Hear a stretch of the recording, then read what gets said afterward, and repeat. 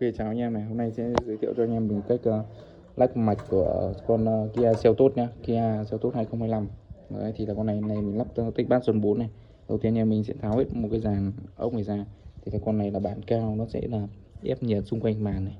Anh em mình không nên tháo ra nhá. Đấy, xung quanh này. Đấy, thì mình sẽ phải cắt chỗ này. Mà khi anh em mình cắt, anh em mình sẽ hỏi khách trước nhá. Hỏi khách trước rồi số xem có cho cắt không.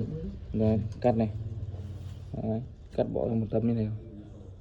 Đúng cái viền như này để nó hở mạch ra, xong anh em mình tháo ba con ốc này ra, 1 2 3 này. Đấy, tháo ba con ốc ra này. Đấy, xong rồi mình sẽ mở này lên này. Đấy, mở cái chỗ này lên. Đấy, mình sẽ tháo cái cáp zin ở đây ra. Đấy, cắm vào cái mạch cáp độ mình ở trong này, đặt cái mạch cáp độ mình ở trong dưới này nhá. Đấy, nó sẽ đây, tất ở dưới này, tất ở dưới này. Đấy, xong bắt đầu mình ép lên là mình đóng lại là xong rồi. Anh em lưu ý mấy chỗ này nhá. Xong rồi nó đóng lại là ok nha, ok nha.